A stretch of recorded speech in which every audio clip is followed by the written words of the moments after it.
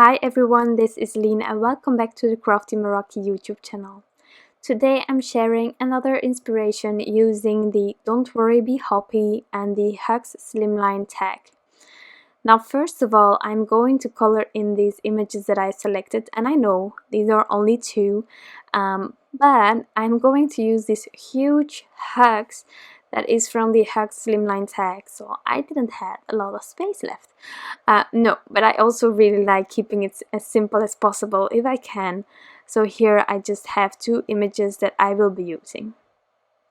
Now I'm doing some Copic coloring. This paper is Transotype perfect coloring paper, and I have stamped out these images using Gina Design's Amalgam ink. Now first of all, I know this first layer of the bunny, it's rubbish, but I always have this with the Transotype perfect coloring paper.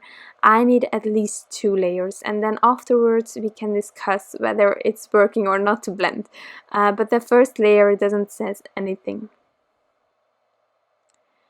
So here I'm on to my second layer, and that really will help with the blend. So I'm just working my way from the darkest towards the lightest, but however you like to color, that's perfectly fine as long as you're having fun. So I'm going back and forth until I'm happy with the blend, and then I will continue with the other colors.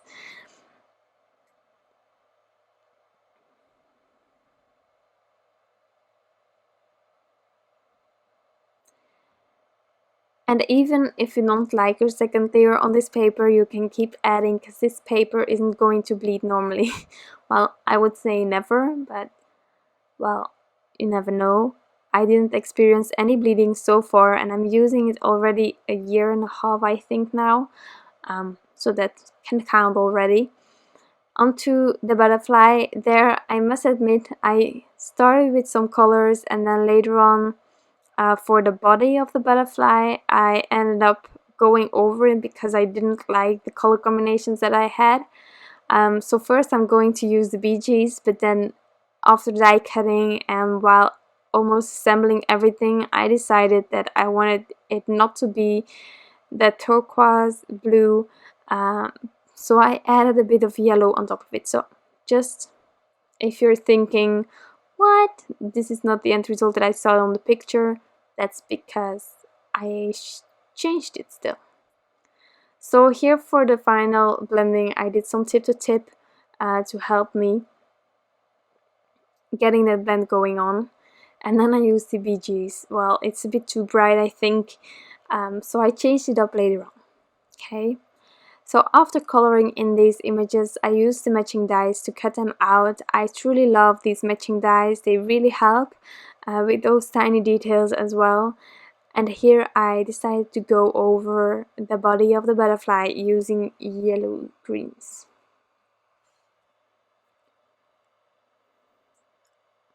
So for the hugs, I just ink blended some Seedless preserves on top of it, nothing fancy, but I liked the way it looked with the wings of the butterfly. And then I decided to softly add a bit of the same color on the background panel. And once that was done, I decided to add a few splatters of the same color again. So this background, I think it has a lot of impact because of the huge word, but at the same time, you know, it's only one color that is doing all the work on this card, and that sort of, it has an impact, but it stays simple, and that's what I really like. So I'm going to add these hugs using some adhesive, and this one is a Scotch 3M foam tape, so I will get some dimension going on there. So I'm going to cover the back of these hugs completely. Yes. And once that's done, I will add it on top of my panel, and then I will add my images as well. So I'm trying to center the hugs, and once I'm happy, I'm pressing it down. This bunny I'm going to add slightly in front of the hug, so I need the same dimension. So that's why I'm using the same adhesive to help me with that. And once everything is covered, I'm going to add it using also a little bit of liquid glue still. So here I realized that the one ear that I didn't add any foam tape on wasn't overlapping with the hugs, so I just added it later on. I just